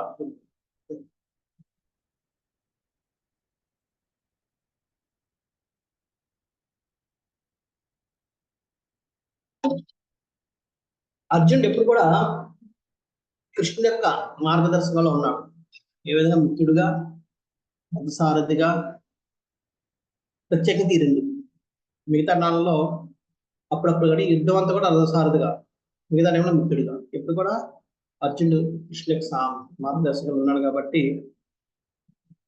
ఇప్పుడు కూడా రథం ఎక్కినప్పుడు, రథం ఎక్కి అశ్వత్థాన్ని పట్టుకోవడానికి వెళ్ళినప్పుడు కూడా కృష్ణుడే రథసారథిగా ఉంటాడు. అంచేత కవచాలు ధరించాడు. ఉగ్రాయుధాలు అంటే చాలా దృఢమైన తిరుగులేని ఆయుధాలని ధరించి రథం ఎక్కి అశ్వత్థామను వెంబడించాడు. సమాపతంతం సవిలక్ష దూరా కుమారహోదిగ్నమనానథేన పరాద్రవత్ ప్రాణ పురీప్సురువ్యాం యావద్ధర్మం రుద్రభయాద్యధాత. రాకుమారుల హంతకుడైన అశ్వత్థామ ఆ రీతి అర్జునుడు అతివేగంగా తనను దూరం నుండి గాంచి భయ విహ్వలుడై శివుని భయం వలన బ్రహ్మదేవుడు పరుగు చేసిన చందనమున తన ప్రాణ రక్షణకే రథముపై పలాయనమైంది. ఇక్కడ వరకు ఆయన చంపి దుర్యోధనుడికి వచ్చి తన వీరత్వాన్ని చూపించి దుర్యోధనుడిని ఛేదించుకొని ఇవన్నీ జరిగేటప్పటికి అశ్వత్థామ కూడా కోరుకోలేకపోతాడు. అరే నేను ఇంత కష్టపడ్డాను, ఆయనకి ఇష్టం లేదు, చేసింది ఏమి లాభం, ఆయన ఆనందపడతాడైపోతున్నాను కానీ ఆయన ఆనందపడలేదే అని చెప్పి ఆయన విచారిస్తూ అలా కూర్చుంటాడు. ఈ లోపు ఈ సమాచారం పుత్రుల చనిపోయిన సమాచారం అర్జునుడి దగ్గరికి వెళ్తుంది. అర్జునుడు వెంటనే మూడాడు. మూడి రథం ఎక్కి ఉదయాన్నే బయలుదేరాడు. బయలుదేరి ఇక్కడికి వస్తున్నాడు. మళ్ళీ రణరంగం అది దూరం నుంచే చూశాడు. అర్థమైపోయింది ఆ కపిత్ భుజం చూడగానే అర్జునుడు వస్తుందని చెప్పి. ఇంకా అర్థమైంది ఏమో ఇప్పుడు ఇది చూసాడంటే నన్ను పట్టుకున్నాను, నేను దొరికానంటే నన్ను వేసేస్తాడు. అందుకని అది చూడగానే వెంటనే ప్రాణ భయంతో ప్రాణ రక్షణకే రథం ఎక్కి ఆయన పరిగెట్టాడు. నిలబడి మొదలుపెట్టాడు. ఎలాగ శివుని భయంతో బ్రహ్మదేవుడు పరిగెత్తినట్టు. శివుడి భయంతో ఎలా అన్నది ఇక్కడ ప్రభుపాద వారు ఇక్కడ వివరిస్తారు భాష్యంలో. చూద్దాం. ఈ విషయమున కాహ లేక అర్క అను రెండు అన్వయములు పురాణాలందు గోచరిస్తున్నవి. కాహ అనగా బ్రహ్మదేవుడు ఒక బ్రహ్మదేవుడు.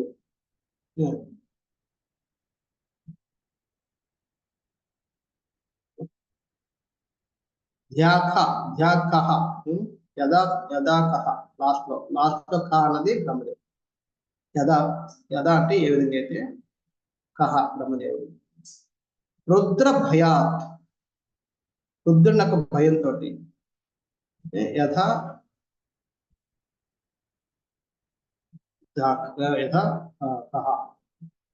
కహ లేదా అర్క కూడా అంటారు కనుక కహ అక్కడ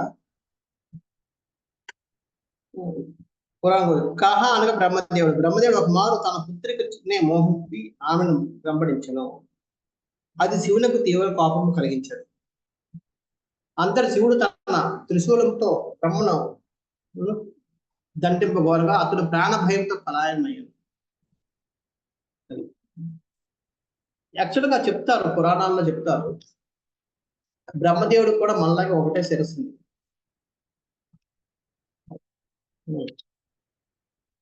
అయితే ఆయన సృష్టించినప్పుడు ఆమె పేరు వాక్కు. ఆమె చాలా అందగత్తె. ఆమెను చూసి ఈయన మోహితుడైపోయితే ఆ మోహితుడైపోయి ఎంతో కామ వాసనతో చూస్తుంటాడు అన్నమాట. ఆమె ఆశ్చర్యపోద్ది, ఇదేంటి తండ్రి లాంటి వాడు ఈ నా పక్క ఇలా చూస్తున్నాడు అని చెప్పి ఎదురుగా నుంచి పక్కెళ్ళిపోతే బ్రహ్మదేవుడు అనుకుంటాడు, నేను పక్కకు చూస్తే వీళ్ళందరూ ఏమనుకుంటారని చెప్పి ఆ శిరస్సు ఇక్కడ నుంచి ఇక్కడ ఒక శిరస్సును తెప్పించుకుంటాడు. అలాగా 4 పక్కల 4 శిరస్సు, అంటే ఆమె ఎక్కడికి వెళ్ళినా సరే చూడడానికి, ఎక్కడికి వెళ్ళినా కనబడుకో అని చెప్పి 4 పక్కల 4 శిరస్సు పెట్టుకుంటాడు. లాభాలు అని చెప్పి గాల్లో ఎగురుతుంది. గాల్లో ఎగురు పైన కూడా మనం చూస్తుంటాడు. మరొక 5 దాని పైన కూడా వస్తుంది. అది చూసి శివుడి కోపం వస్తుంది. ఇంత ఈయన అయిపోయింటే ఉంది ఆ తల నరికేస్తాను, ఎన్ని తలలు తెచ్చుకుంటాడు, ముందు తలను నరికేస్తాను చెప్పి ఆయన సోలం పట్టుకుని బయలుదేరుతాడు.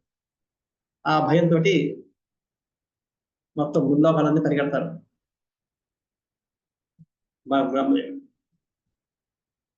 ఇలాంటి వాడిని చంపబోతాను, చంపడానికి వస్తానని చెప్పి లాస్ట్కి ఇంకా చంపబోతుంటే అప్పుడు మళ్ళీ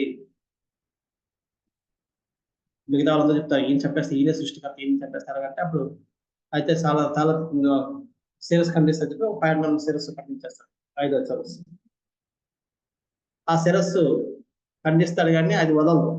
సోలార్ కంట్రోల్ కూర్చుంటారు. ఎంత చేసినా వదలడం లేదు. ఇంకా ఏం చేయాలా అటు ఇటు తిరుగుతారు.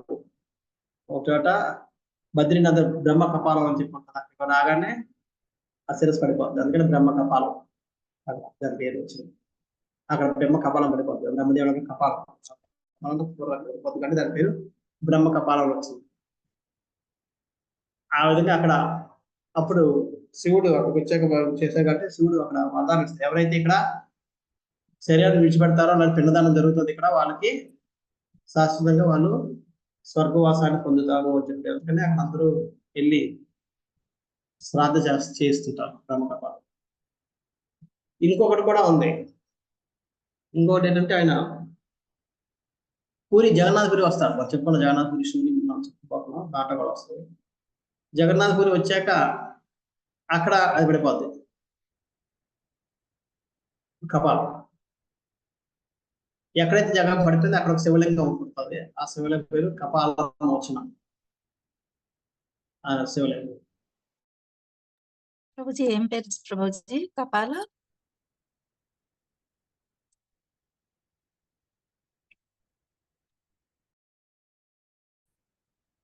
ఆ కపాల మోచన మహాదేవ్ ఆయన అష్టదిక్పాలకులు ఒక ఆయన. అవన్నీ మనం పూరి స్టోరీని బట్టి చెప్పుకుంటాం. సో ఈ విధంగా ఆ భయంతో ఆయన ఎలా పరిగెట్టాడో ఈశ్వరధామ ఆ విధంగా అర్జున్ చూసి పరిగెట్టాడు. ఇంకొక స్టోరీ ఏంటంటే ఇక అర్క అన్న విషయమన్న వామన పురాణం అనేది ఒక అన్వయం కలదు. విద్యున్మాలి అనేది దానవుడు అప్పుడు తేజోమయమైన సువర్ణ విమానమును వరముగా పొందింది. దానికి అతను సూర్యుని వెనుక భాగమున చేరినందున దేదీప్యమైన విమాన ప్రభలచే రాత్రి సమయమును నశించాడు. అంతర సూర్యుడి దేవుడు కుపితుడై తన తీవ్ర కిరణములచే ఆ విమానము కరిగించి వేశాను. ఆ కార్యము శివుని కుపితుని గావించగా అతడు సూర్యుని దండింప యత్నించాను. అంతలో సూర్యుడు పలాయనమై అంతమున కాశీ ప్రాంతమున పడిపోయింది. తత్కారణమున ఆ ప్రాంతము లోర్లార్కముగా ప్రసిద్ధి చెందింది.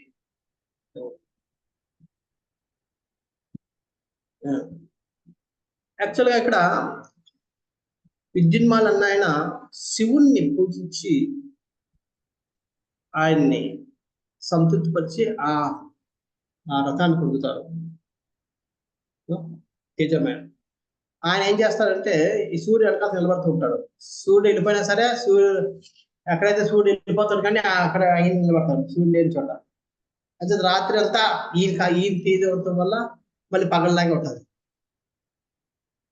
మళ్ళీ సూర్యుడు ఇక్కడికి వస్తే ఎక్కడైతే రాత్రి అవ్వాలో అక్కడ ఈయనకి వెళ్ళి నిలబడేవాడు. సో ఈ విధంగా రాత్రి అనేది లేకుండా చేసేవాడు. దాంతో సూర్యుడు కోపం వచ్చింది. కోపం వచ్చి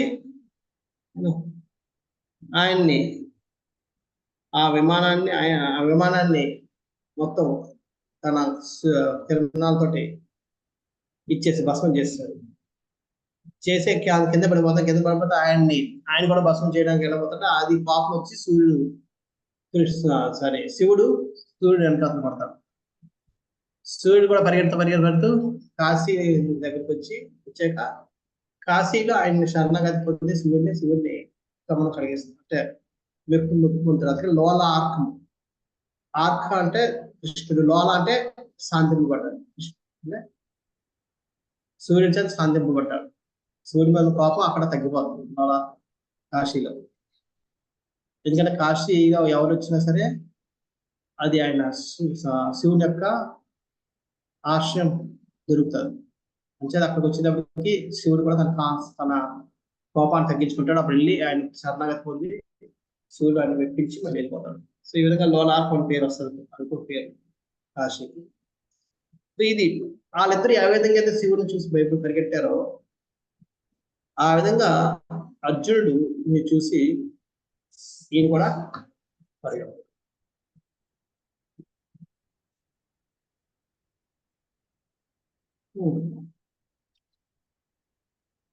నెక్స్ట్ శ్లోకం. యదా శరణమాత్మానం ఐక్షతా శాస్త్రవాజినం ఐక్షతా శాంత వాజినం అస్త్రం బ్రహ్మ శిరోమేనే ఆత్మత్వానం ద్విజాత్మజ. తన రథాశ్వములు అలసట చెందుటను గాంచిన బ్రాహ్మణ తనయుడు అశ్వత్థామ తన రక్షణమునకు బ్రహ్మాస్త్ర అన్వాయుధము ప్రయోగం తప్ప వేరొక మార్గం భావించాడు. పరిగెట్టాడు. ఎంతసేపు పరిగెట్టగలడు? ఎంత దూరం పరిగెట్టాడు ఆయన? అంటే రథాల మీద వెళ్తున్నాడు. రథాల గుర్రాలు కూడా ఎంత దూరం పర్యటన.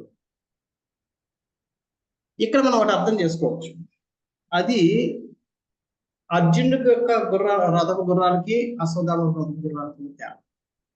అందుకనే మనం భగవద్గీత మొదటి అధ్యాయంలో చెప్తున్నప్పుడు 7 సంకేతాలు చెప్తాం అర్జునుడికి తెలుసుకోవడానికి. అందులో ఒకటి అర్జునుడికి ఉన్న దివ్య రథం అని చెప్తారు.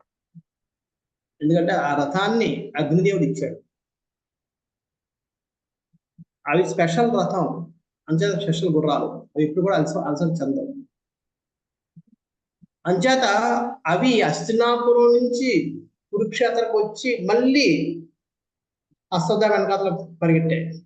అయినా సరే అలసిపోలేదు.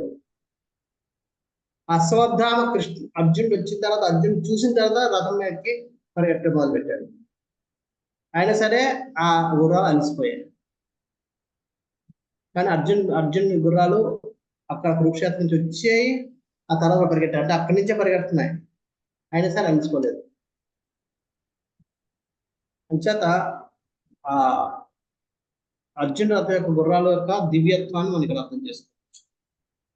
సో అవి అలసిపోయి కాబట్టి పరిగెట్టలేవు, అవి నేను దొరికిపోతాను, స్లో అయిపోయే గుర్రాలు పరిగెట్టలేకపోతున్నాయి, స్లో అయిపోయాయి. వెనకాతలేమో అర్జున్ ఫుల్ స్పీడ్ వస్తున్నాడు అనుకున్నాడు, నేను ఇప్పుడు పరిగెట్టినా సరే ఆ రథం దగ్గర నేను పరిగెట్టలేను. అంచేత ఇప్పుడు నేను రక్షించుకోవాలంటే నాకు ఒకటే ఆసరా, ఏంటది? బ్రహ్మాస్త్రాన్ని అని చెప్పి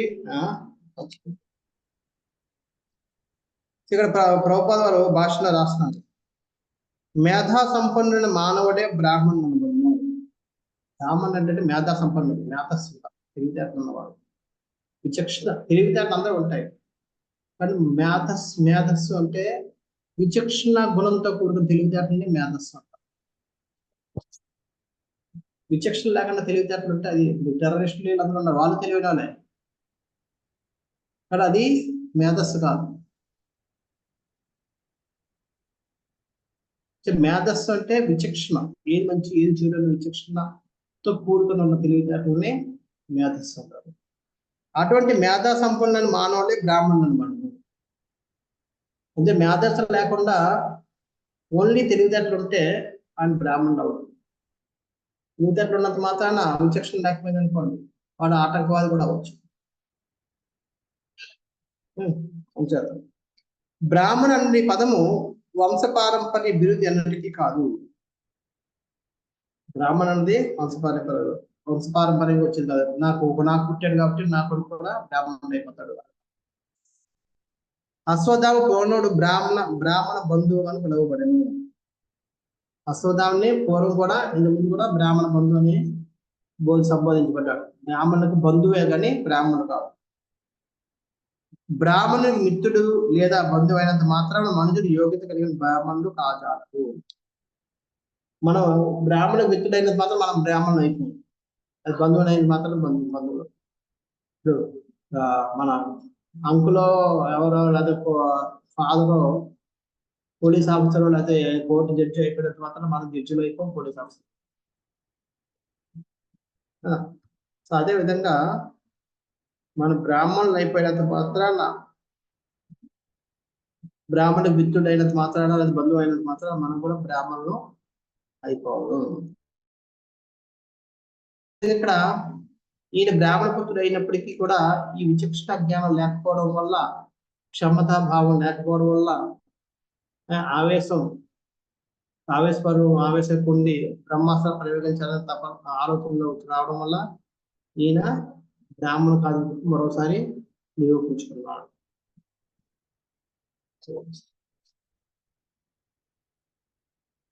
అదోపస్పృశ సలిలం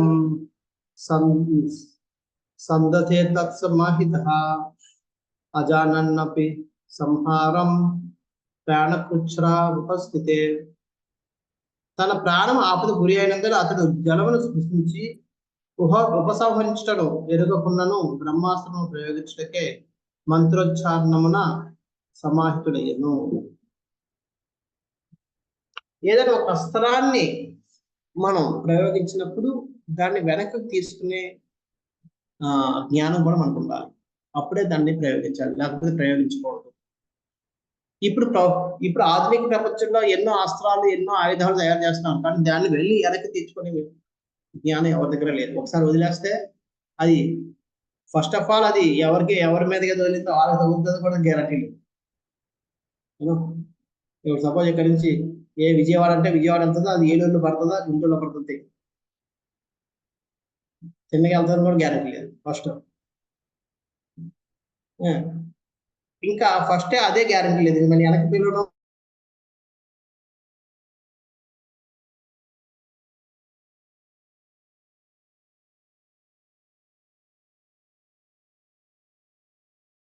ఉండాలి.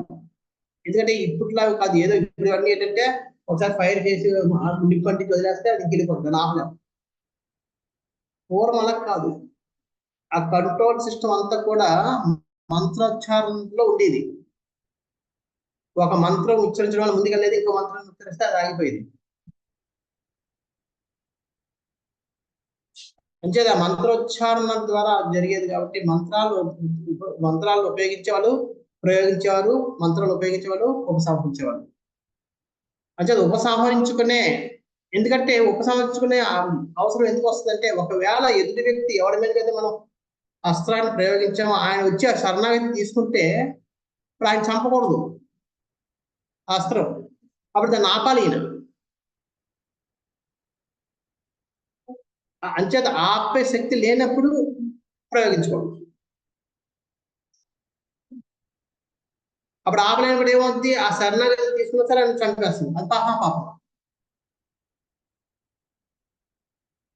అంచేత ఇక్కడ బ్రహ్మాస్త్రాన్ని ఉపసంహరించుకునే జ్ఞానం లేనప్పటికి కూడా ఉపసంహరించాలని చెప్పి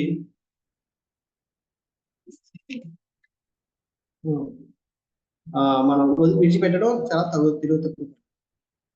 అందుకని ఇక్కడ బ్రహ్మాస్త్రం, ఇక్కడ బ్రహ్మశిర అనే పదంతో అస్త్రం బ్రహ్మశిరో మేనే అని 19వ శ్లోకంలో. బ్రహ్మశిరో అంటే బ్రహ్మాస్త్రం అని అర్థం. అది అన్ని అస్త్రం, అదేంటి మేనే ఆత్మత్రావం, అన్నిటికన్నా శాస్త్రవాజితం అస్త్రం బ్రహ్మశిరం. బ్రహ్మశిరం అంటే శాస్త్రాలు అన్నింటిలోకి దివ్యమైంది ఈ బ్రహ్మశిరం. బ్రహ్మశిరం అంటే బ్రహ్మాస్త్రం. సంచేత ఉపసంహరణ ఎలాగో తెలుసుకోకుండా ప్రయోగించుకుంటే ఏమైంది, తత ప్రాదుష్కృతం తేజ ప్రచండం సర్వతో దిశం ప్రయాణాపద్మభిప్రేక్ష్య విష్ణుర్వాచః. అంతర తేజోమయమైన కాంతి సర్వదిక్కులా వ్యాపించను, ప్రసరించను. అత్యంత ప్రచండమైన ఆ వెలుగును గాంచిన అర్జునుడు తనకు ప్రాణాపాయం సంభవించినదని భావించి శ్రీకృష్ణ భగవాన్తో అర్జునుడు ఒకటే వెళ్ళిపోతున్నాడు, పట్టుకోవాలి, ఆయన చూస్తున్నాడు. అటు వెళ్ళాడు పద అర్జున్ కృష్ణ పద తొందర పద అని చెప్పి ఆ దృష్టిలోనే ఉన్నాడు. కానీ ఈయనేంటి, అశ్వత్థామ పరిగెడుతూనే తన మంత్రోచ్చారణ చేసి అస్త్రం వదిలేశాడు. అది సడన్ గా అక్కడ తేజోమైన కాంతి వచ్చేటప్పటికి అర్జునుడికి ఒకసారి ఏమైంది అర్థం అవ్వక ఆయన ఆ తేజోమైన కాంతిని చూసి భయపడి, దానికి ప్రాణానికి ఏదో ఒక ముక్తి వస్తుందన్న భయపడి మళ్ళీ కృష్ణుడిని సంబోధించి మొదలుపెట్టాడు. ఇంతకుముందు కూడా ఆయన కన్ఫ్యూజ్ అయినప్పుడు కూడా కృష్ణుడిని అడిగాడు మహాభారత యుద్ధంలో. దానివల్ల భగవద్గీత బయటకు వచ్చింది. అలాగే ఇక్కడ కూడా ఈయన సంకోచ పరిస్థితిలో ఉన్నప్పుడు మళ్ళీ కృష్ణుడిని శరణాగతి తీసుకుని కృష్ణుడిని అడుగుతున్నాడు. ఏం అడిగాడు ఏమిటి అనేది మనం వచ్చేవాళ్ళకి చూద్దాం. అది వచ్చేవాళ్ళు రేపు. ఎవరికైనా ప్రశ్నలు ఉన్నాయో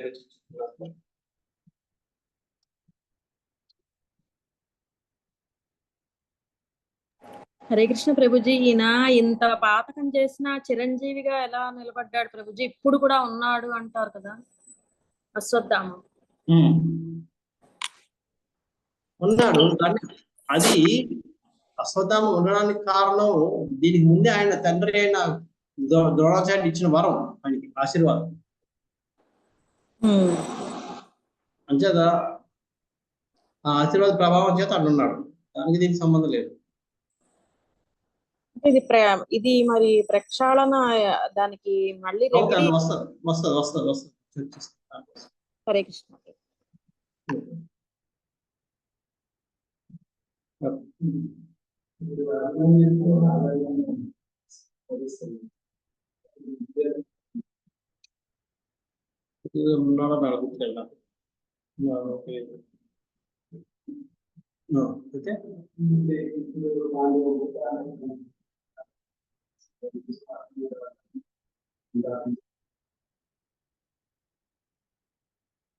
ఓకే, ఇక్కడ ప్రశ్న ఏంటంటే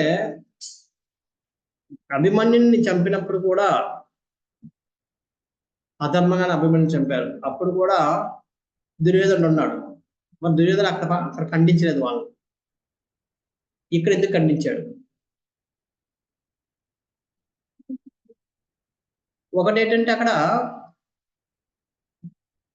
అక్కడ ఖండించకపోవడానికి కారణం ఏంటంటే ఫస్ట్ లో అభిమన్యుని చంపాలని ఎవరు అనుకోలేరు. బాలుడు కానీ ట్రీట్మెంట్ చేశారు. కానీ అభిమన్యుడు చాలా కంటకం అయిపోయాడు. మొత్తం అక్కడ పద్మ వ్యూహాన్ని మొత్తాన్ని నాశనం చేసి పెట్టారు. ఇంక మనం దీన్ని అభిమన్యుని కానీ మనం ఇక్కడ ఆపకపోతే మన వ్యూహం అంతా పాడైపోతుంది. పద్మ వ్యూహం ఎందుకు చేశారు?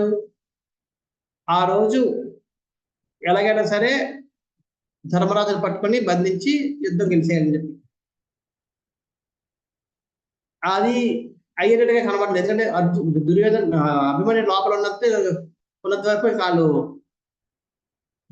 పద్మవ్యూహంలోకి రాకుండా ఇలా అడ్డుకున్నాడు ఎవరు? జయద్రథుడు. కానీ ఇప్పుడు అభిమన్యుడు లోపల సైన్యం చంపేస్తే వీక్ అయిపోతే వాళ్ళు వచ్చేస్తారు లోపల. మిగతా వాళ్ళు మొత్తం పద్మవ్యూహాన్ని మొత్తం ఛేదించేస్తే దాని ప్రాణంతో పోతుంది. అంచేత ఇంక తప్పనిసరి పరిస్థితిలో చంపాలని నిర్ణయించింది. అక్కడ ఆయన చంపినా సరే ఆయన ఇలా చంపలేరు. యుద్ధం పట్టుకుని యుద్ధం చేస్తూ చంపారు. అన్యాయం 4-5 వచ్చి కలర్ చంపినా యుద్ధం చేయిస్తారు. ఇక్కడ ఏంటి పాపం యుద్ధం ఆత్మరక్షణ చేసుకునే అవకాశం కూడా లేదు. పడుకున్నని మంచం మీద చంపేశాడు. అది 2 రకాలుగా, ఒకటేమో మంచం మీద చనిపోవడం, పిల్లల్ని చంపడం, రెండు విధంగా. అందుకే ఖండించి అక్కడ అభిమన్యుని చంపడం ఏంటంటే అక్కడ తప్పనిసరి పరిస్థితి.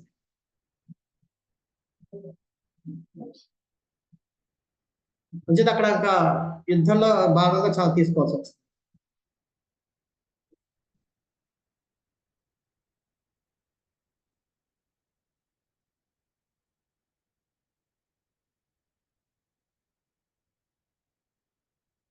ఇంకెవరికైనా ప్రశ్న ఉందా?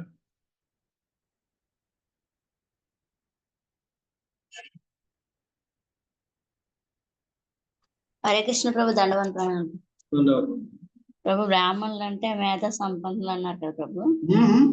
బ్రాహ్మణులు అంటే మేధా సంపన్నులు. ఆ శుక్రాచార్యుడు కూడా వస్తారు ప్రభు.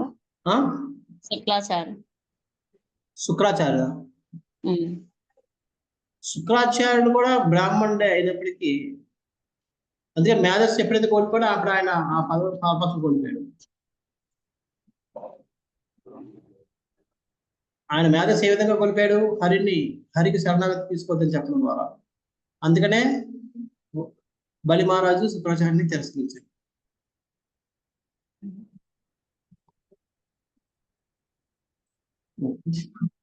అదే విశ్వరూపంలోని భగవంతుడు అదే మేధస్సును నేనని చెప్పేసి అంటారు. శుక్లాచార్యుల మేధస్సులో కాదు, తెలివైన అంటే మేధాశక్తి సంపన్న ఉశిష్ట్రమ అంటాడు.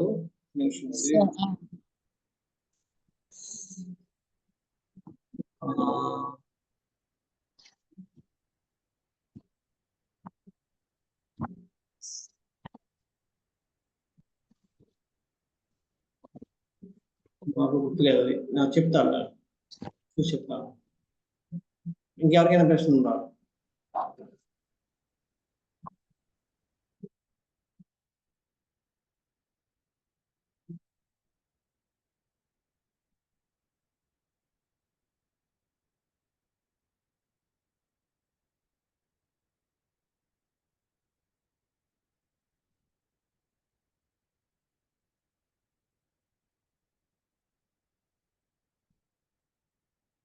హరే కృష్ణ ప్రభు, అంటే ఎటర్నల్ లైఫ్ ఒక బెనిడిక్షన్ కృష్ణుడు కాకుండా ఎవరైనా ఇవ్వచ్చు ప్రభుజీ? అంటే ఇప్పుడు ఎట్లయితే బెనిడిక్షన్ ఇచ్చాడో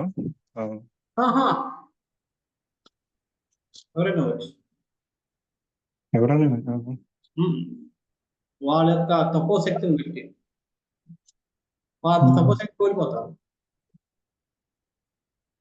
వాళ్ళు వాళ్ళు ఇచ్చారంటే వాళ్ళు ఎక్కడ వరకు ఉంటారు? వాళ్ళు ఈ లోపలనే ఉంటారు కదా, భౌతిక జగత్తులోకి తీసుకెళ్ళండి. వాళ్ళు ఆధ్యాత్మిక జగత్తులోకి తీసుకెళ్లాలంటే అది ఓన్లీ కృష్ణుడే, ఇంకెవరేమి లేరు. ఈ భౌతిక జగత్తులు చేసుకోవాల్సిన ఎవరైనా ఎటువంటి ఇచ్చుకోవచ్చు, ఎదురు చేయొచ్చు వాళ్ళ తపోశక్తిని బట్టి.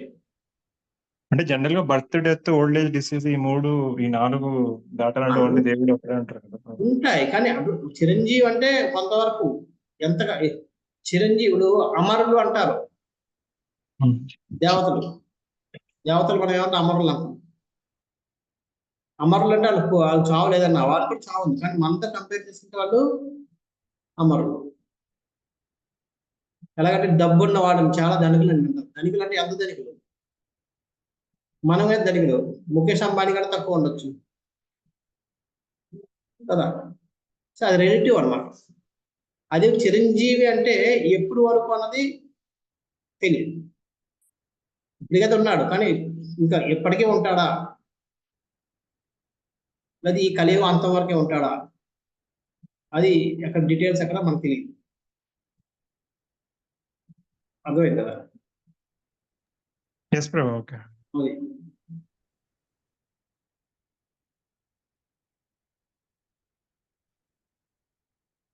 హరే కృష్ణ ప్రభు. ధన్యవాదాలు. విశ్వనుడు విశ్వనుడు దేంట్లో అంటే దానికి పదం మొత్తం చదువు. అంటే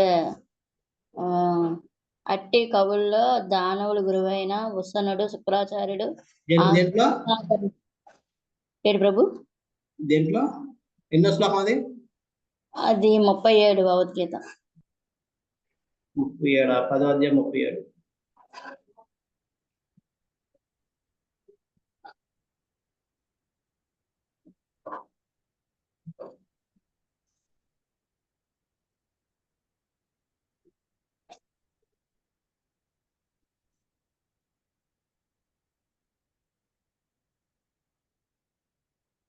గ్రేట్ థింకర్స్.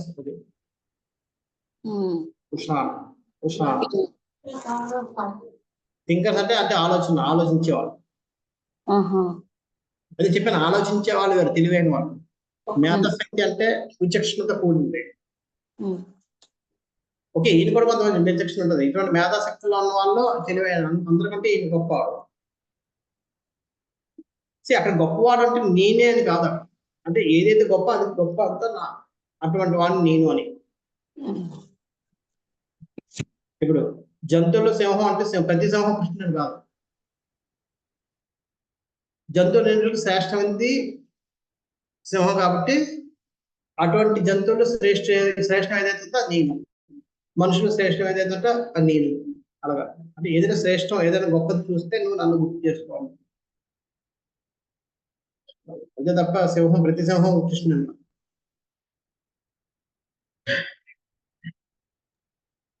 సావిధిగా ఈ థింకర్స్ లో అంటే ఆలోచన పరుల్లో గొప్ప శుక్రాచార్య మించినంత వాడు ఇంకొకరు లేడు. ఆయన నేను అంటే అర్థం ఏంటంటే ఆయన కన్నా గొప్పవాడు నేను, అందుకనే నేను ఆలోచించగలను.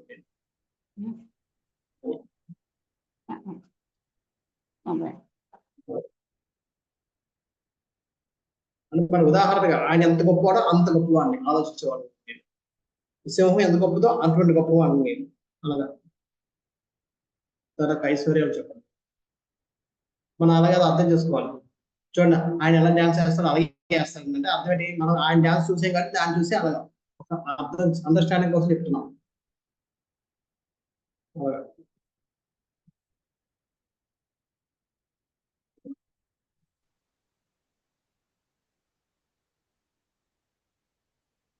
ఓకే, ఓకేనా?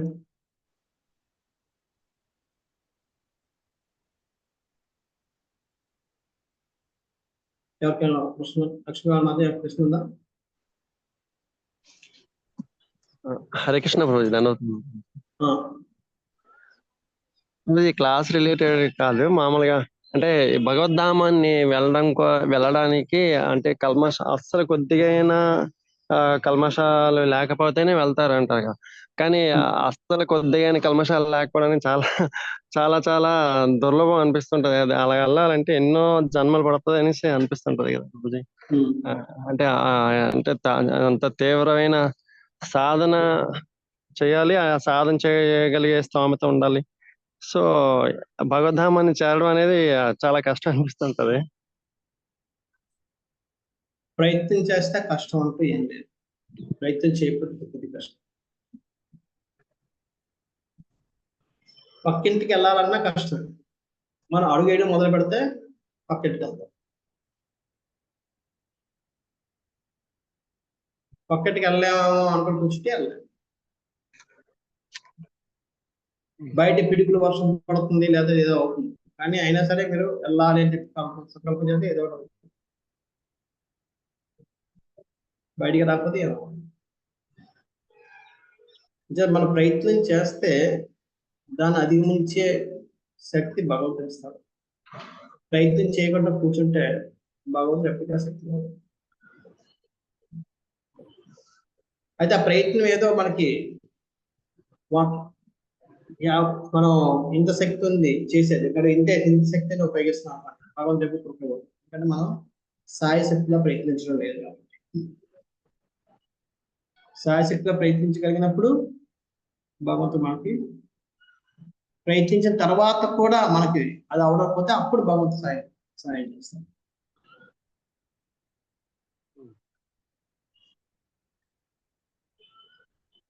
మనం ఏదో వంక పెట్టుకొని ఇంత చేయగలం అంత చేయగలం అని చెప్పి మనమే ఆపేసుకుంటే మన జీవితంలో ఎప్పుడు కూడా భగవంతుడి కృప పొందలేం, మనం ముందుకు వెళ్ళలేం. అప్పుడు మీరు అన్నట్టుగా భగవద్ధామాన్ని కష్టం. ఎందుకంటే మన సాయశక్తి ప్రయత్నించినప్పుడు ఫెయిల్ అయిపోతున్నా భగవంతుడు పాస్ చేయిస్తాడు. ఎందుకంటే మన సాయశక్తిగా ప్రయత్నించాలి.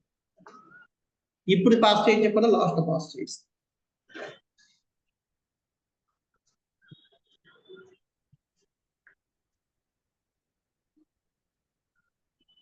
మనం చేయాల్సిన సాయశక్తిలో ప్రయత్నం, మారాల్సిన అవసరం లేదు. మార్చాల్సింది ఆయన, మనం కాదు. మనం మారడానికి ప్రయత్నించిన వరకే మనం అవుతాం. మార్చాల్సింది మారేటట్టు చేయాల్సింది ఆయన, అది ఆయన బాధ్యత. మన పని మనం సరిగ్గా చేస్తే ఆయన పని ఆయన సరిగ్గా చేస్తాడు.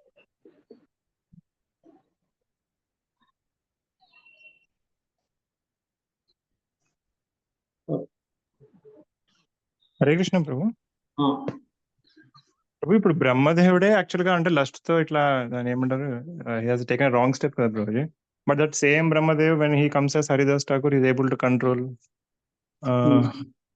అంటే ఆ కంట్రోల్ శక్తి కృష్ణుడే ఆయన మాయలో పెడుతున్నాడు, లేకపోతే ఆయన he's able to buy himself నాకు అది అర్థం కావట్లేదు.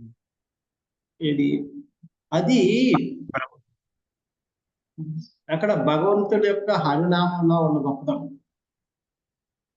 ఎవరైతే హరినామాన్ని సంపూర్ణంగా ఆశ్రయిస్తారో వాళ్ళు, అదే వ్యక్తి అదే లస్ట్ని, అదే కామాన్ని అధిగమించగలుగుతారు.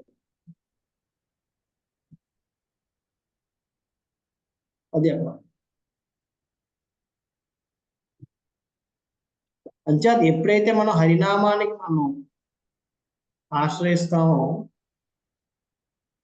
అప్పుడు అదే హరినామం మనం రక్షిస్తుంది. అదే హరినామం చూడండి. ఇప్పుడు లస్ట్ కామం అన్నది కూడా ఈ కామదేవత కామదేవి, ఈ అట్రాక్షన్, ఆపోజిట్ సెక్స్ కి అట్రాక్షన్, ఇవన్నీ కూడా భగవంతుడి యొక్క శక్తి స్వరూపాలు. ఇవన్నీ అంచేత మనం ఆకర్షితులు అవుతున్నాం. భగవంతుడి శక్తి స్వరూపులు కాకపోతే మనకు ఆకర్షణగా అనిపించింది. మనం వేరే వాళ్ళకి అనిపించాం, మనకు వేరే కూడా ఆకర్షణీయంగా కనబడవు. అందులో భగవంతుడి యొక్క శక్తి ఉంది కాబట్టే భగవంతుడు ఆకర్షణీయుడు కాబట్టి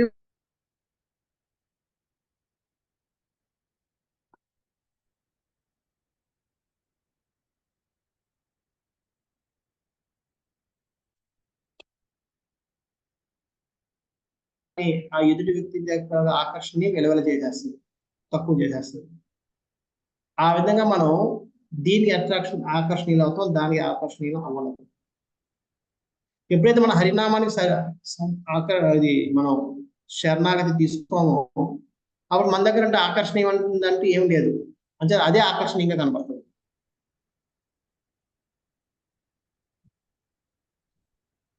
అప్పుడు మనం అక్కడికి వెళ్ళిపోతాం.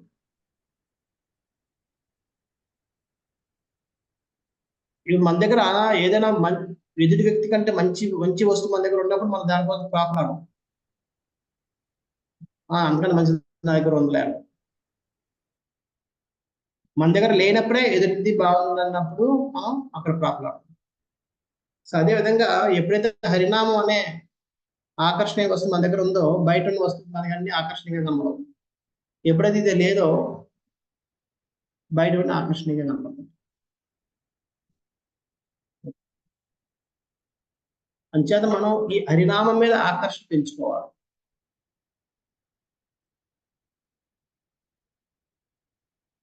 Okay okay.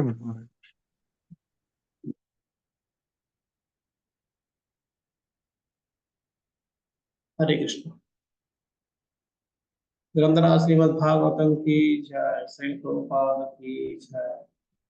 वाञ्छा कल्पतरुभ्यश्च कृपा सिन्धुभ्य एव च पतितानां पावनेभ्यो वैष्णवेभ्यो अनंत कोटि वैष्णव वृंद की जय।